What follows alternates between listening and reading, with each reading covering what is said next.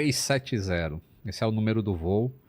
Esse é um voo que decolaria lá de Kuala Lumpur, na Malásia, e estava indo, agora não lembro se é Pequim, acho que é Pequim, ia para Pequim. Ia para algum lugar na China. Tá. E uns 40 minutos depois da decolagem, ou um pouquinho mais, ele, no meio ali desse oceano, não sei se é o Oceano Índico, não sei agora, minha geografia fugiu agora, mas ele tinha que reportar uma posição em um ponto específico no espaço. É um latitude e longitude. Reportar significa Reportar assim, ele sai, vai subindo e o avião segue uma trilha no ar, que é invisível, Tá. mas são posições de GPS. Em altitude e... Não, é latitude e longitude. Tá. Né? Leste-oeste, Tá. norte e sul. E aí, quando ele passa, o plano de voo é em cima desses pontos. E alguns pontos ele precisa ou trocar de frequência do controle de voo, ou reportar uma posição. Nesse caso, existia uma, acho que é posição, não lembro agora, eu ia falar Tazio, mas não sei se é Tazio.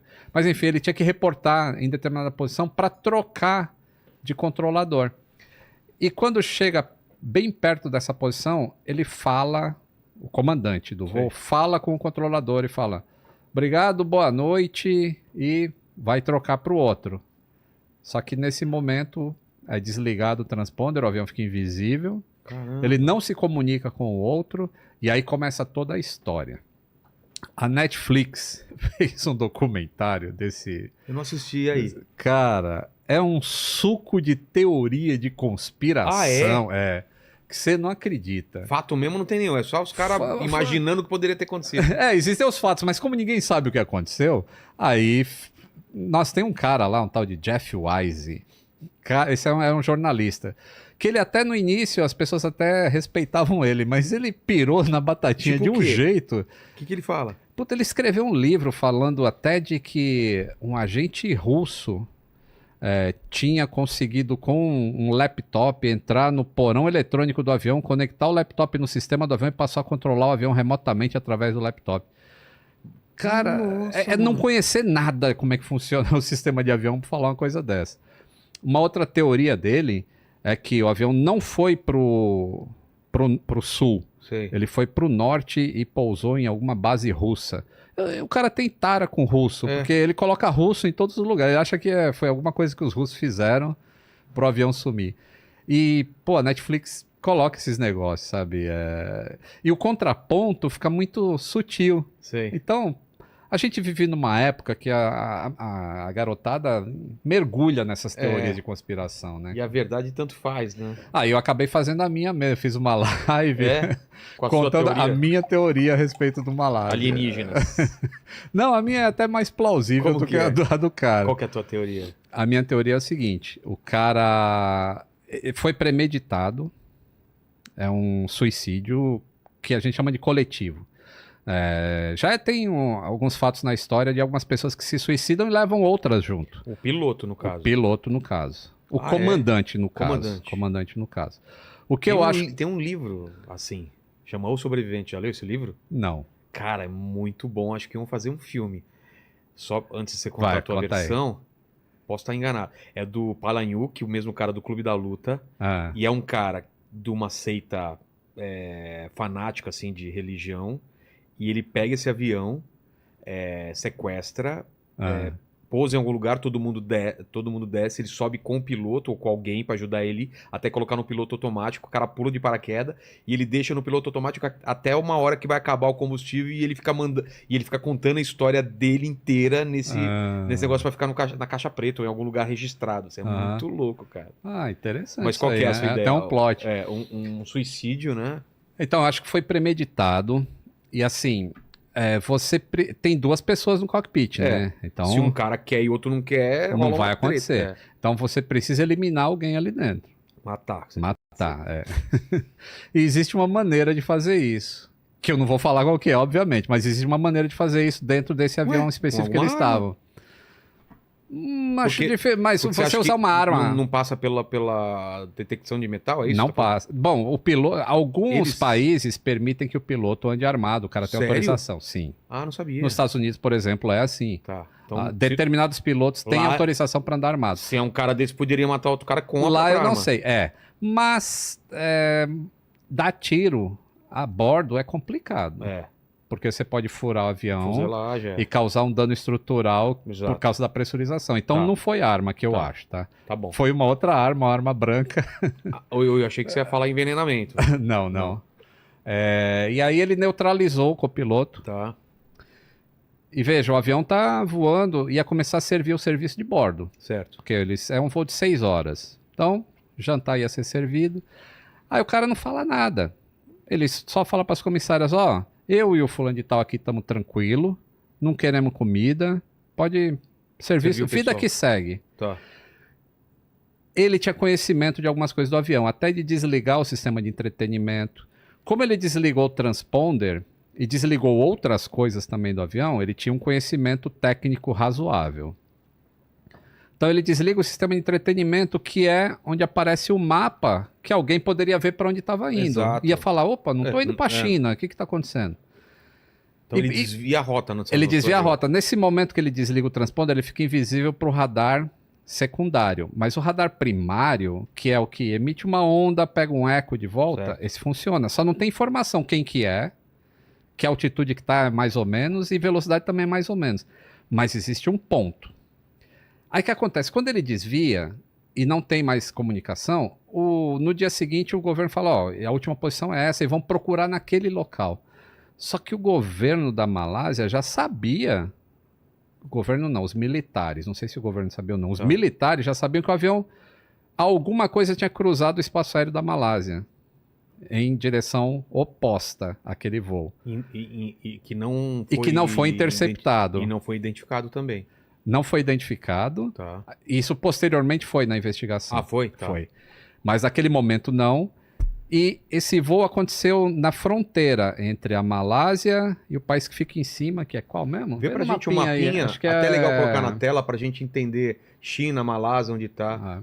O Tucci é um cara que manja pra caramba de geografia. Antes de pesquisar, eu quero saber a opinião dele, porque com certeza ele vai errar. O que fica em cima da Malásia? Fica em cima da Malásia, responda sem olhar no Google, Tucci, por favor. É Singapura, não? O avião.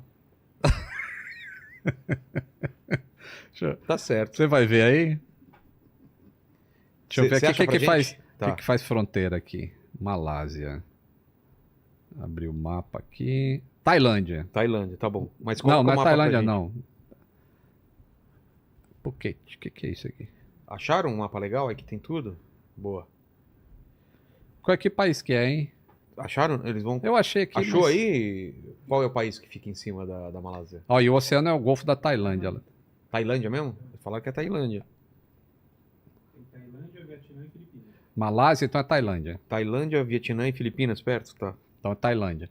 Mas coloca o mapa pra gente, tá? Ele veio, quando ele faz a curva, e como foi premeditado, ele vem cruzando no invisível entre a fronteira da Tailândia e da Malásia. Certo. Por que eu acho que ele fez isso? Isso é a minha teoria, tá?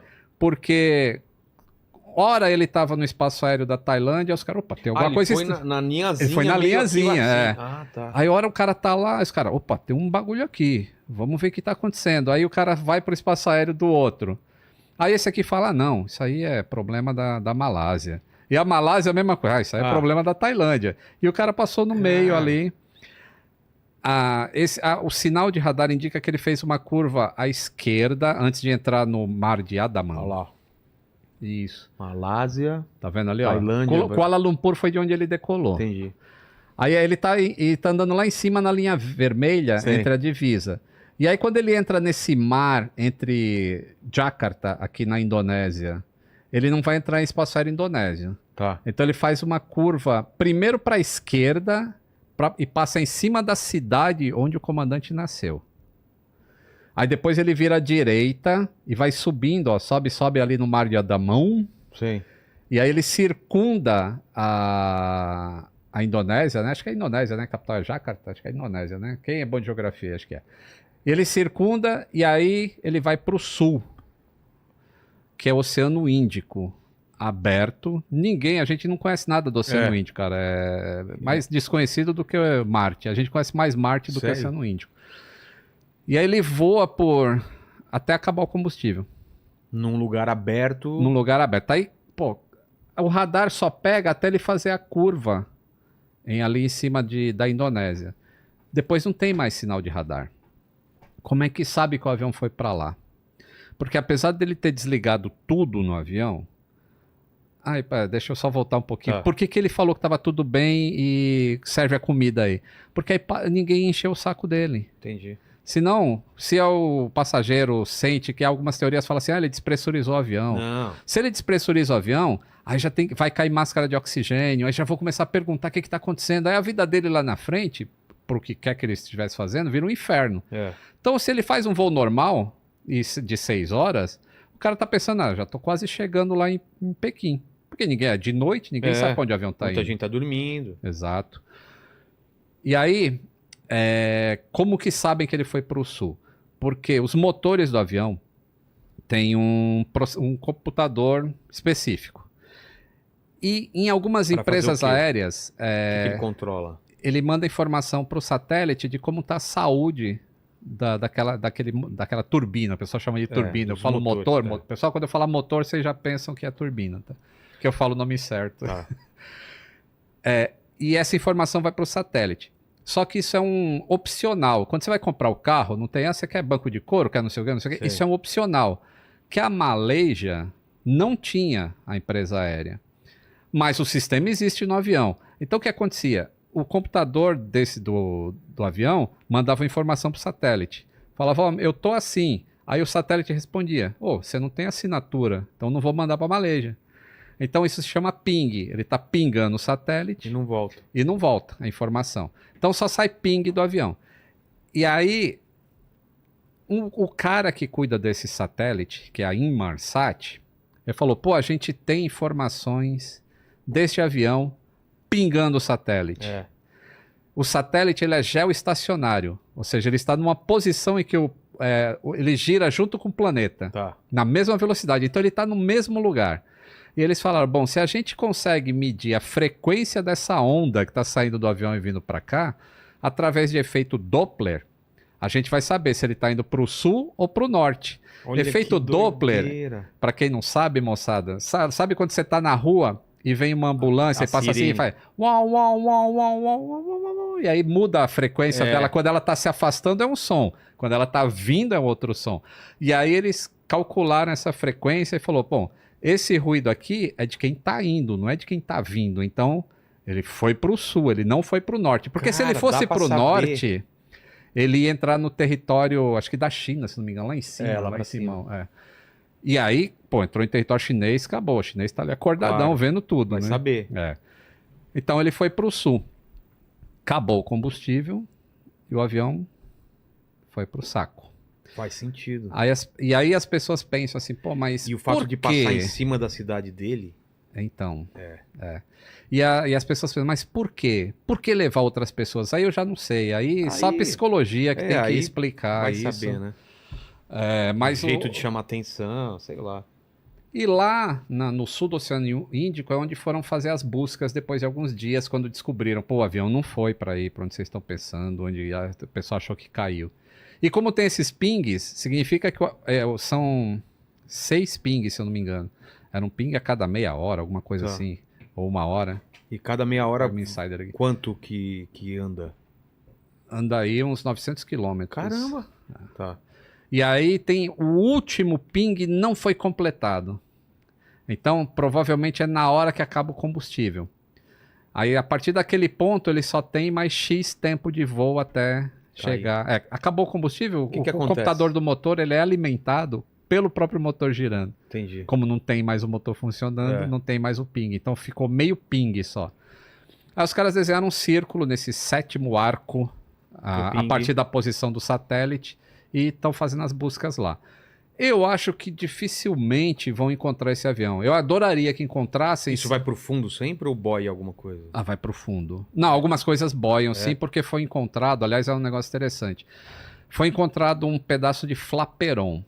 Flaperon é... Flaperon, só um minutinho. O que é flaperon mesmo, o Lene? É aquele macarrão com molho, a milanesa, a bolonhesa e 4 queijos ao mesmo tempo. Flaperon, tá, obrigado. Então. Beleza. Flambado, desculpa. Flambado, tá, claro.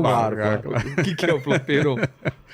Flaperon, para quem voa aí ou se vê atrás da asa do avião, às vezes desce um flap assim. Sim, faz isso daqui. Isso, faz Na hora de lá. descer ou de subir? Nos dois. Para decolar e para... Na hora de descer ele tá mais pronunciado. Na hora da decolagem ele tá um pouquinho mais para dentro. Ele aumenta a sustentação em baixa velocidade. Tá. Tu que é um cara matemático, isso é fácil de explicar. Total.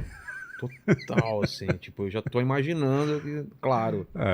Porque ele aumenta a área do avião, é isso? A área de... Ele aumenta um pouquinho a área, mas ele aumenta a curvatura da asa. E a curvatura da asa é responsável por uma grande parte da sustentação. Porque vem o vento aqui que passa por cima. Quanto mais você curva o vento que passa por cima, menor a pressão que é gerada em cima da asa e mais sustentação ele tem.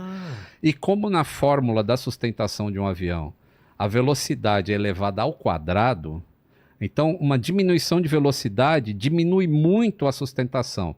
Aí quando você aumenta outras coisas, tipo a área da asa e a curvatura dela, você está recuperando aquilo que a velocidade está perdendo. Entendi.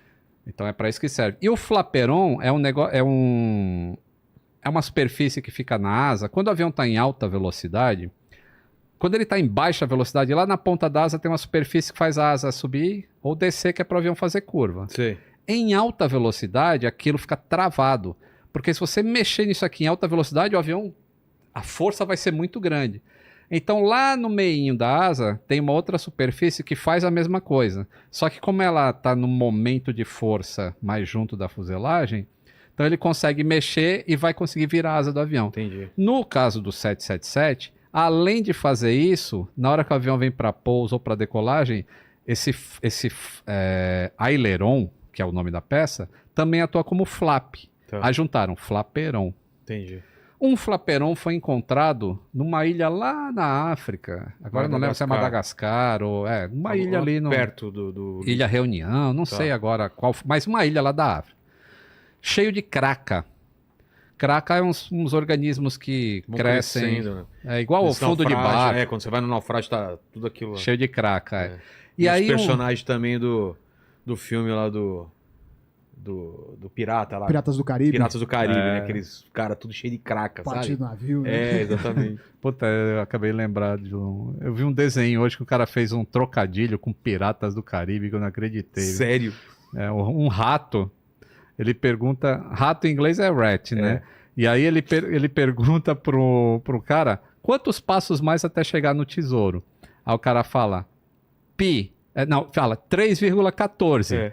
E aí o ratinho é Pi Rat do Caribe. Puta. Nossa. É muito ruim para ser muito bom. Exatamente. E acharam isso então perto dessa ilha cheio de craca. Cheio de craca. Isso quer dizer o quê? Então, não, quer dizer que ficou 2 anos submerso esse negócio. Ou na água. Tá. E a água, onde o avião caiu, existem correntes marítimas que levam as coisas que estão boiando para algum lugar. E chegou na costa da África.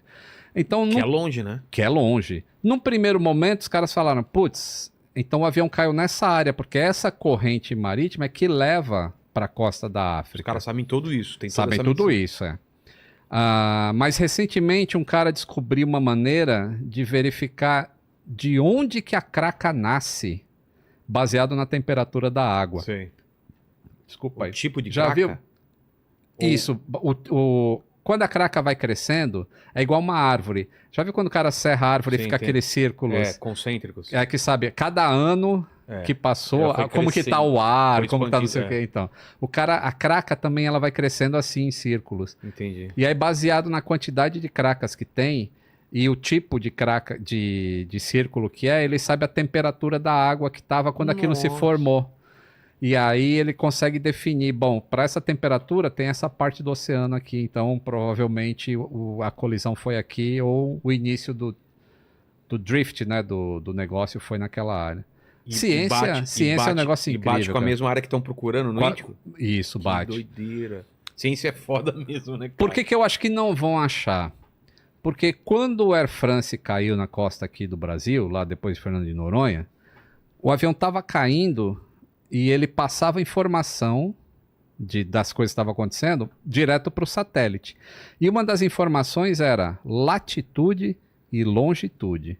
Quando ele bateu no oceano, o pessoal que foi fazer o resgate já sabia a última posição conhecida do avião. Ou seja, era mais fácil. Era bem mais fácil. Demorou 2 anos para achar o Air France. E por quê?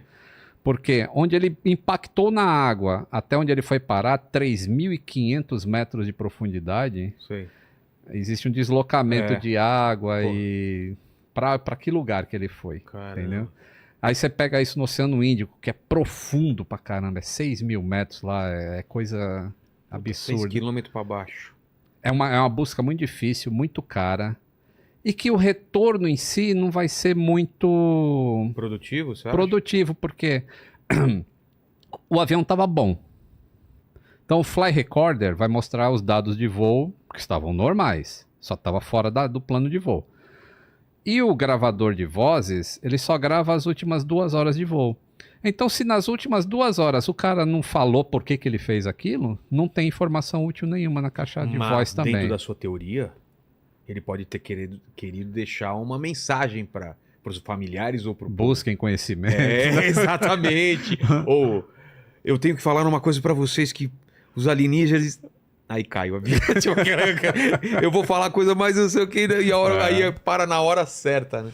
Cara, que fantástica essa história. Então, essa é a minha tese. E nesse especial do Netflix, eles não falam sobre alguma coisa sobre essa teoria que você tem? Não, eles falam na despressurização, eles falam. Despressurização não proposital, por alguma proposital. Proposital. Tipo, o piloto, que de qualquer maneira ele teria que eliminar o outro para poder despressurizar. Claro. E isso eles não falam. Pelo menos que eu me lembre, não fala.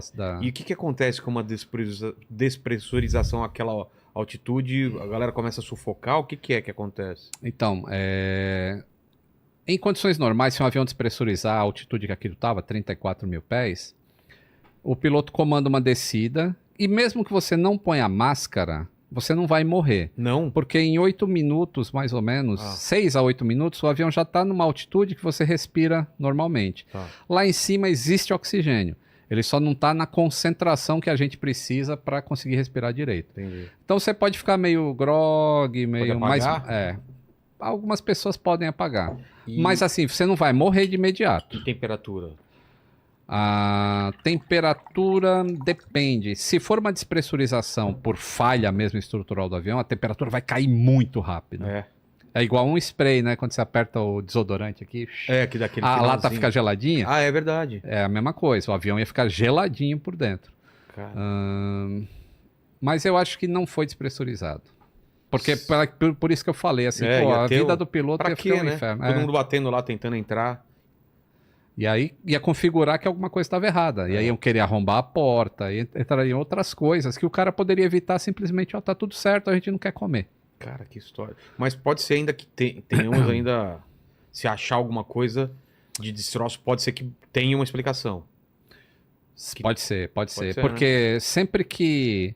O pessoal que investiga acidente de avião, eles são muito especializados, cara. A gente é burro aqui falando o que a gente conhece um pouquinho. Em cima de uma peça. Mas o cara que acha mesmo o negócio ali, acha os pedaços retorcidos, ele consegue definir com que força que bateu no mar. Se ele desceu de nariz, se foi chapéu.